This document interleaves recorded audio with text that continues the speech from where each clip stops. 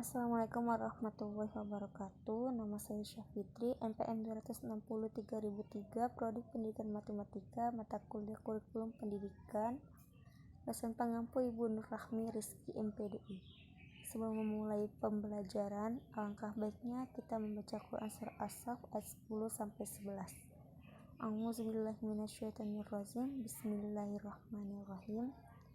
Ya ayyuhallazina amanu an adlukum ala tijaratin tunjikum min azabin alim tu'minuna billahi wa rasulihi wa tuzahiduna fis sabilillahi bi amwalikum wa anfusikum zalikum khairul lakum in kuntum taqlamun. Shadaqallahul azim. Kurikulum pendidikan di negara Jepang. Pendidikan di negara Jepang. Tak hanya di Indonesia yang gemar ganti kurikulum pendidikan, negara maju seperti Jepang kerap ganti kurikulum. Tingkatan pendidikan di Jepang sama dengan di Indonesia, yaitu dengan sistem 6-3-3-4, 6 tahun SD, 3 tahun SMP, 3 tahun SMK, dan perguruan tinggi. Kurikulum SD di negara Jepang. 1. Sifat dan karakteristik kurikulum tingkat SD di Jepang hampir sama dengan kurikulum di Indonesia.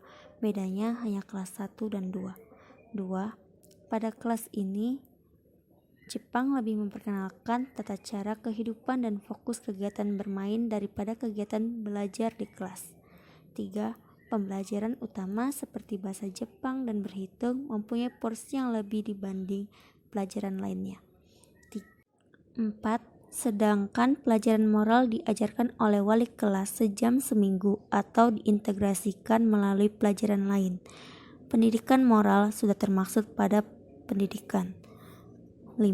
Di Jepang, pendidikan dasar tidak mengenal ujian kenaikan kelas, tetapi siswa yang telah menyelesaikan proses belajar di kelas 1 secara otomatis. Ciri-ciri pendidikan Jepang. 1. Perhatian pada pendidikan datang dari bermacam-macam pihak. 2. Guru terjamin tidak akan kehilangan jabatan. 3. Sekolah Jepang tidak mahal. 4. Guru Jepang penuh dedikasi. 5. Di Jepang tidak ada diskriminasi terhadap sekolah. 6. Guru Jepang merasa wajib memberi pendidikan orang seutuhnya. 7. Sekolah sebagai unit pendidikan. 8. Guru Jepang bersikap adil. Sistem pendidikan di Jepang. Pertama, belajar sopan santun saat masih kecil dibandingkan belajar nilai pengetahuan. Kedua, tahun ajaran dimulai bulan April sampai Maret. Tahun berikutnya berlaku untuk semua jenjang SD sampai PT. Ketiga, biaya sekolah SD sampai SMP gratis. Keempat, waktu sekolah menggunakan sistem catur bulan. Dan Agustus sampai September libur musim panas selama 60 hari. Kelima, wajib belajar mulai usia 6 tahun sampai 15 tahun. Dari SD sampai SMP, jika orang tua kedapatan tidak sekolahkan anak mendapat hukuman. Selanjutnya, semua siswa naik kelas sehingga setiap tingkatan selalu terisi murid sebaya. Kemudian, kurikulum diperbaharui 10 tahun sekali mengikuti perkembangan teknologi. Selanjutnya, guru evaluasi siswa dan siswa juga evaluasi guru dalam manfaat pembelajaran yang lebih baik. Kemudian, tidak ada sekolah standar nasional. Selanjutnya, penilaian kelulusan SMP dan SMA tidak berdasarkan hasil final tes, tetapi akumulasi dari nilai tes sehari-hari, ekstrakurikuler, mid test, dan final test. Selanjutnya, pelajar dilarang keras menggunakan kendaraan motor sendiri ke sekolah. Kemudian, pelajar yang terlambat wajib membuat surat pernyataan tidak terlambat lagi. Yang terakhir, jam belajar di sekolah mulai pukul 8 pagi. Struktur dan jenis pendidikan di Jepang. A. 6 tahun sekolah dasar. B. 3 tahun sekolah menengah pertama.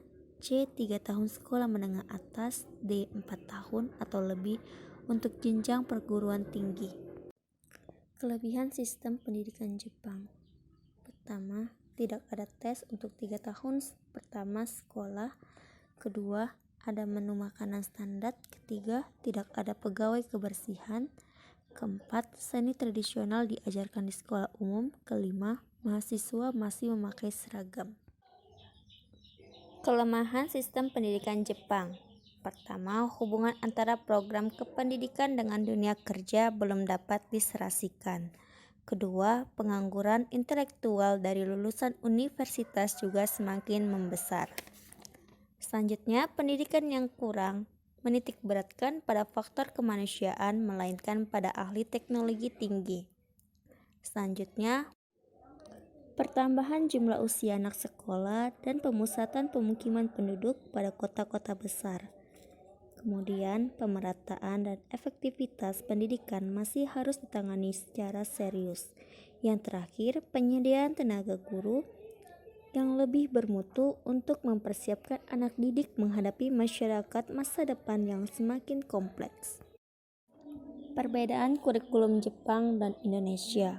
Pertama, jenjang pendidikan SD di Jepang sama dengan seperti Indonesia, yaitu sekolah dasar selama 6 tahun dari umur 7 sampai 12 tahun. Kedua, pendidikan di Jepang bebas biaya, pendidikan dari jenjang SD sampai SMP. Sedangkan Indonesia adanya dana biaya operasional sekolah atau dana BOS. Ketiga, metode pembelajaran di Jepang menggunakan metode tutor sebaya atau lesson study. Sedangkan di Indonesia menggunakan metode saintifik atau mengamati, menanya, mencoba, mengasosiasi, mengomunikasikan. Keempat, peran guru di Jepang hampir sama dengan di Indonesia, yaitu sebagai fasilitator.